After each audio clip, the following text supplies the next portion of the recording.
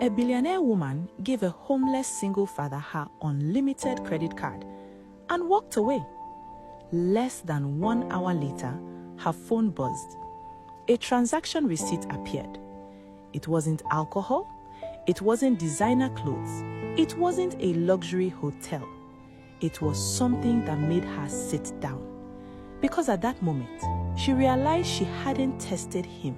He had tested her. And neither of them were ready for what that truth would cost.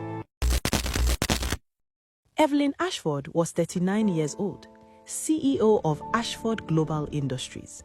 Net worth, $11.3 billion. She owned a penthouse overlooking Boston Harbor, 12-foot glass windows, museum-grade artwork, marble floors that echoed when she walked across them alone. She had 3 vacation homes. Her heels cost more than some people's rent. But every morning, she woke up feeling hollow. Her father, Montgomery Ashford, had raised her on one philosophy. Trust is a luxury poor people abuse. Give them help and they'll take everything.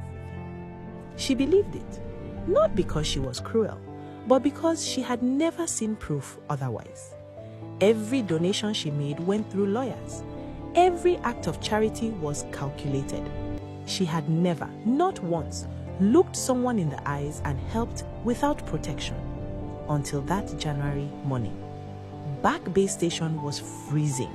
The kind of cold that doesn't just sit on your skin, it enters your bones. Evelyn was rushing to an Evelyn, the board is waiting. board meeting. Her assistant trailing behind, phone buzzing, investors angry, deals pending. And then she saw him, a man sitting against the subway tile wall. Early 30s, maybe mid, but exhaustion aged him. Beside him, a little boy, no older than 5, asleep against his chest. The father's arms wrapped around the child like armor. A cardboard sign lay at his feet. Single dad, lost everything. My son needs help. Anything helps. Evelyn slowed down. Her assistant almost ran into her. Miss Ashford, we are late. But Miss Evelyn Ashford? didn't move because the father wasn't begging. He wasn't calling out. He wasn't performing. He just held his son like nothing else existed. And when their eyes met, he looked embarrassed. I'm sorry, he said quickly. We're not in anyone's way. We can move. He apologized for existing. That hit her harder than any boardroom betrayal ever had. What's your name? She asked. He hesitated. Marcus. Eli. Marcus Hale. And your son? His arms tightened instantly. John. John. The way he said it, soft, protective, sacred. How long have you been out here? Marcus swallowed. 4 months. 4 months. 4 months. 4 months. A 5-year-old boy sleeping on subway floors while thousands walked by daily. Her father's voice echoed in her head. They'll drain you dry. Maybe, or maybe not. She wanted to know. Evelyn reached into her purse, pulled out a black credit card. The credit card had no limit, no restrictions. It's her personal account. She held it out. Marcus stared at it like it was a trap. It's yours for 24 hours, she said calmly. It's yours No for limit, 24 hours. No conditions. No limit, Buy no conditions, buy whatever you want. His pride battled survival across his face. Why? He whispered. Because I want to know something. She said. I want to know what someone does with everything when they've had nothing. When they've had nothing. His hand trembled as he took it. 24 hours.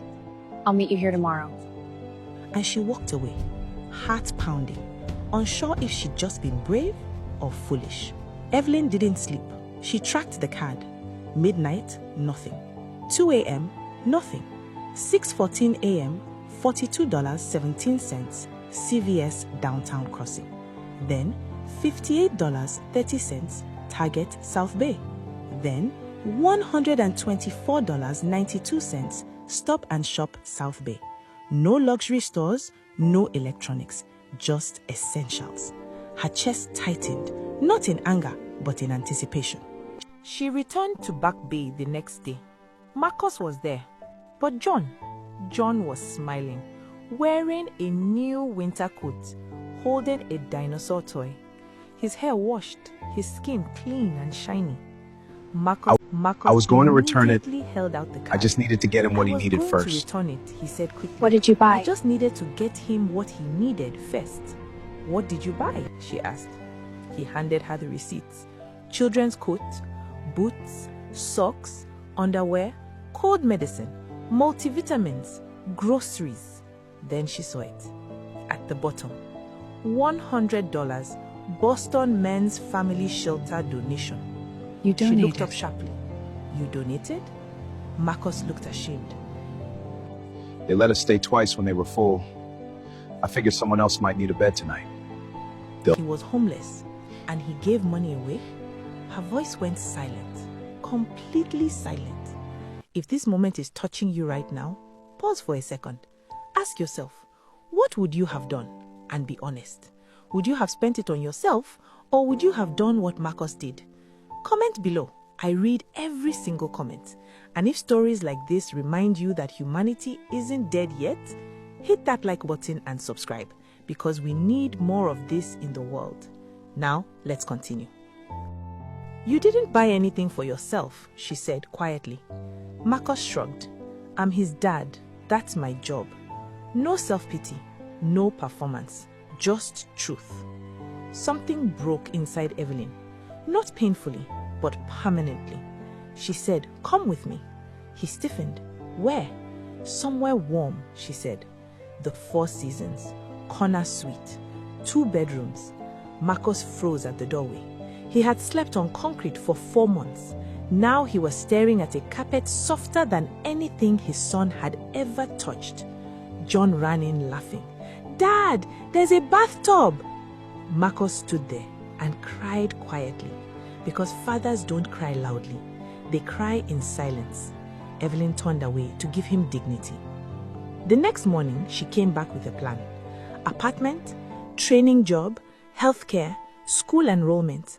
Marcus kept shaking his head. Why are you doing this? She said, because you proved my father wrong. You had everything for 24 hours and you chose love. They moved into a small 2-bedroom apartment. Nothing fancy, but safe. John had his first real bed. Marcus sat beside it that first night, watching his son sleep, like he was guarding a treasure. Marcus enrolled in a commercial electrician training program. He worked harder than anyone in the class, graduated top 3, got hired with full benefits. John, on the other hand, thrived in school, made friends, drew dinosaurs that filled the fridge.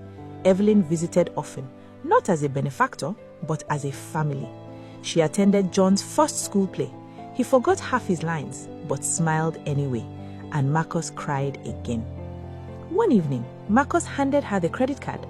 I kept it, I admitted. I was scared that if I gave it back, everything would disappear. She smiled. Keep it. What?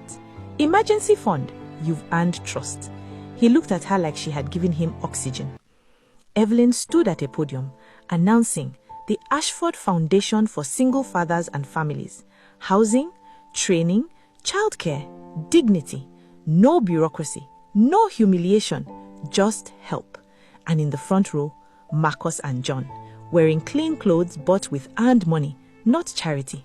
Evelyn locked eyes with Marcus and smiled. The test she thought she gave him had actually tested her.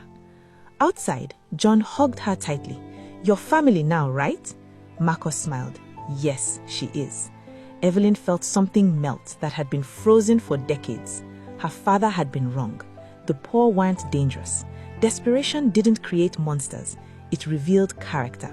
And Marcus Hale had more character than most boardrooms she'd ever sat in.